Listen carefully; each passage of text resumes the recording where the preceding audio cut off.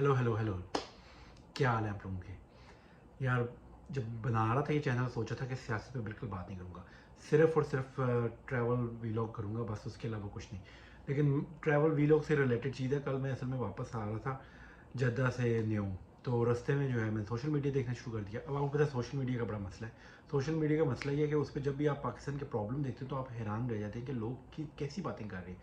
यानी लोगों के लिए प्रॉब्लम ये है कि जी रियाम खान ने तीसरी शादी कर ली है, वो खान साहब की ये जो ऑडियो है ये जो है उसमें ये मसले आ रहे हैं, या वो गलत है या दुरुस्त है, उसके ऊपर एक ना ख़त्म होने वाली बहस चल रही है। नवाज शरीफ और नवाज शरीफ की जो सालगिरह है वो 25 को नहीं होती, वो तो 1 अप्रैल को होती है। वो जनाब जो प्रोफेसर अली साहब हैं उन्होंने ऐसे करना है, उन्होंने ऐसे करना है, उनको पहले वज़ीर आला हम बनाएंगे या उनको वो उतारेंगे। यानी अजीब व गरीब किस्म का ना मसाइल। और जो असल मसले हैं जिन पे बात की जानी चाहिए उन पे कोई बात करने को तैयार नहीं है। ये कोई बताना नहीं चाहता कि हमारे पास क्या रोड मैप है पाकिस्तान को इन मुश्किलात से निकालने के लिए। पाकिस्तान को की अगर मुश्किलात को आप देखें तो इस वक्त पाकिस्तान के 3 सबसे बड़े मसाइल हैं और ये तीनों आपस में कनेक्टेड है। पहला पाकिस्तान का मसला है पॉपुलेशन, ठीक है। आपने देखा होगा कि अभी तक किसी पार्टी ने पॉपुलेशन की बात नहीं की। दूसरा पाकिस्तान का मसला है इकॉनमी, और तीसरा पाकिस्तान का मसला है अमन अमान। अगर आप ये तीनों चीज़ों को गौर से देखें ना तो ये तीनों चीज़ें आपस में कनेक्टेड हैं। इन तीनों चीज़ों का हल जो है वो इन एक चीज़ को आप फोकस नहीं कर सकते, आपको इन तीनों को ही एड्रेस करना पड़ेगा। और ये तीनों आपस में कनेक्टेड है। कैसे? लेट्स स्टार्ट विद पॉपुलेशन, ठीक है। मेरा फेवरेट टॉपिक भी है वैसे आजकल ये। उसकी वजह ये है कि मैं बड़े अरसे से देख रहा हूँ कि पाकिस्तान में आबादी बड़ी तेज़ी से बढ़ रही है और कोई बंदा इसको ड्रेस नहीं कर रहा। अगर आबादी तेज़ी से बढ़ने की अगर आपको एग्जांपल दूँ तो देखें, 80 की दहाई में या सन 1980 के अंदर हम लोगों की आबादी जो थी वो थी 80 मिलियन थी, ठीक है, 80 मिलियन थी।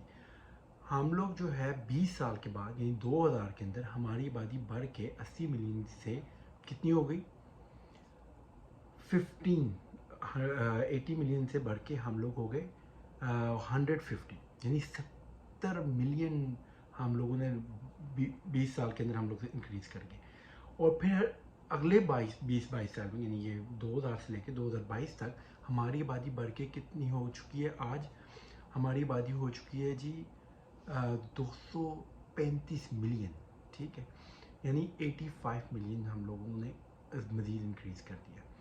अब क्या हमने जब इतनी आबादी इंक्रीज़ की तो क्या उसके साथ रिसोर्सेज भी इतने इंक्रीज़ किए। यानी रिसोर्सेज बड़े सिंपल सी आप ले लें एग्जांपल, आप गंदम की एग्जांपल ले लें कि हम गंदम उगाते थे 80 के अंदर और वो थी 11,000 मीट्रिक टन थी तकरीबन, ठीक है।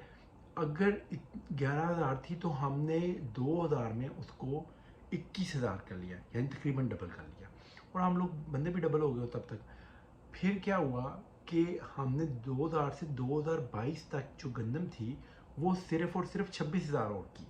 यानी अब आप देखेंगे 26,000 आपके पास गंदम है, पहले 21,000 थी, आप 15 करोड़ थे, अब आप बढ़ के कितने हो चुके हैं, 23 करोड़ हो गए, 23.5 करोड़ हो चुके हैं, यानी 235 मिलियन हो चुके हैं।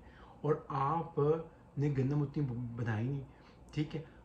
खैर गंदम के तो मसाइल बहुत सारे और भी हैं लेकिन आप गंदम पैदा नहीं कर सके, ठीक है। अब इसका नुकसान क्या होगा, हमें गंदम भी बाहर चलानी पड़ेगी, ठीक है। अब अगर इमेजिन करें कि अगर हम इसी रफ्तार से बढ़ते चले जाएं, जो कि हमें ये लग रहा है 2030 में हम 30 मिलियन हो जाएंगे, सॉरी 300 मिलियन हो जाएंगे, ठीक है, 30 करोड़ हो जाएंगे हम लोग। तो इसका मतलब ये है कि हमारा ये जो रफ्तार है वो जिस तेज़ी से बढ़ रही है उस तेज़ी से हम अपने रिसोर्सेज को ऊपर नहीं ला रहे। एक तो ये प्रॉब्लम हो गया।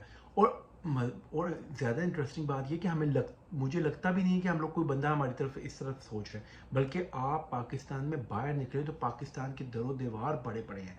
हर बंदा जो है वो बात ये कर रहा है कि आपने इकबाल के शाहीनों को बुलंदी पे कैसे पहुंचाना है, ठीक है। हर हर दीवार आपको चीख चीख के बता रही है कि पाए इधर आओ, असं तो दसने के करना की है तुसी, ठीक है।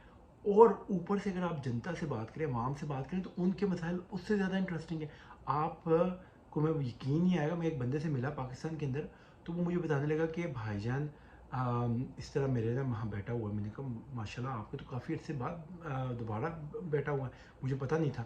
کہنے لگا جی جی بس اللہ نے اللہ کا شکر ہے, اللہ کی طرف کی خاص کرم نوازی ہے. تو میں نے کہا جی زبردست ہو گیا.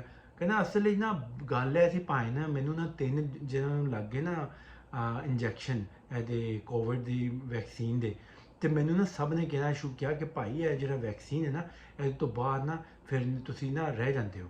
تے میں کہ یار چیک تے کر لیے.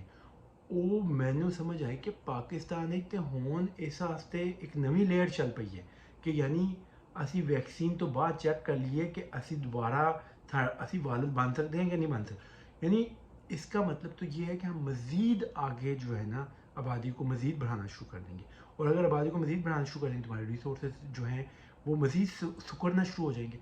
اب اس کے بعد اکانومی کا جو مسئلہ ہے, اکانومی کا مسئلہ وہی والی بات ہے امپورٹ اور ایکسپورٹ والی.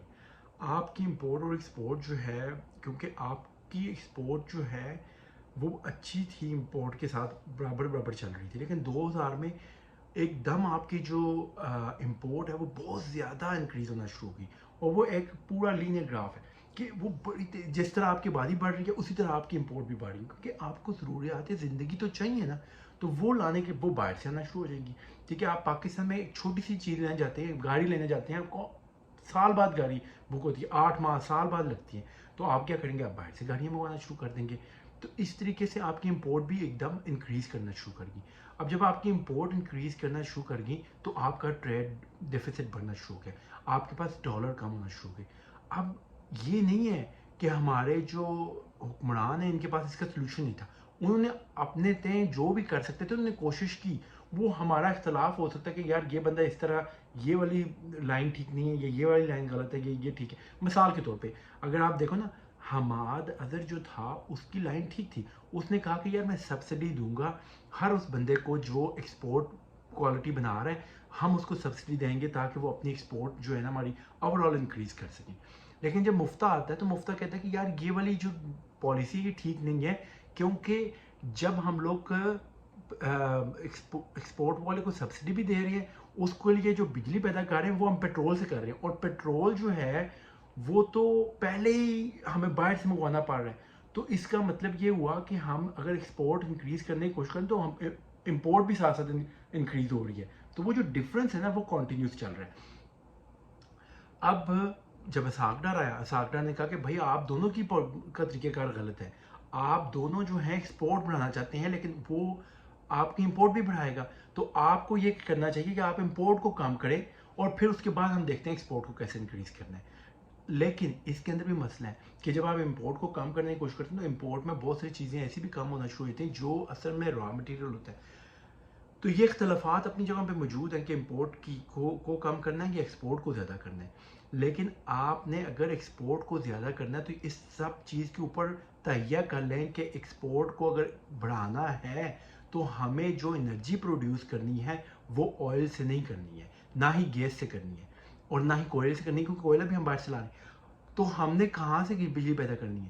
بھائی آپ سیکھ لیں, سعودی عرب سے سیکھ لیں, آپ انڈیا سے سیکھ لیں, آپ چائنا سے سیکھ لیں, سب کے سب ملک جو ہیں وہ سولر پہ اور ونڈ پہ شفٹ ہو گئے ہیں. تو آپ لوگ بھی یہ آج ڈیسائیڈ کریں کہ یار ہم لوگ جو ہے اگلے 10 سال یا 15 سال ہم نے کوئی بھی بجلی کا کارخانہ لگانا ہے تو وہ ہم لوگ یا تو سولر بیس لگائیں گے یا ونڈ بیس لگائیں گے. بس اتنی سی اگر آپ ڈیسیجن میکنگ کر لیتے ہیں تو اس کا آپ کو فائدہ یہ ہوگا کہ آپ کی جو انرجی ڈیمانڈ ہے وہ بھی پوری ہوتی چلی جائے گی, اور وہ وہ آئل بیس نہیں رہے گی. وہ آئل بیس کیوں؟ کیونکہ اس وقت آپ کا 35 سے 40% جو آپ کی امپورٹ ہے وہ آئل بیسڈ ہے. اس کا نقصان کیا ہے؟ میں اس کی چھوٹی سی ایگزامپل دیتا ہوں. آپ 2021 کا اگر آپ بجٹ دیکھیں گے تو آپ کی امپورٹ اور ایکسپورٹ میں فرق کم ہو گیا. ہم لوگوں نے یہاں پہ چھلانگیں لگانا شروع کر دی, اور میں اس وقت بھی چیختا تھا کہ بھائی اس میں کسی کا کوئی کارنامہ نہیں کیا ہم لوگوں نے, صرف اور صرف عالمی مارکیٹ میں آئل کی قیمت کم ہو گئی ہے, آپ 40% پیٹرولیم پروڈکٹس لے رہے ہیں, آئل کی قیمت کم ہوئی ہے, آپ کا $10 بلین آپ کا بچ گیا.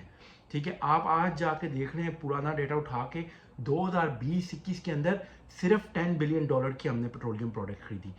وہ اگلے سال پیٹرول بڑھ گیا, آپ کی $22 بلین کی ہوگی, آپ کے ایک دم ٹریڈ ڈیفیسٹ بڑھ گیا.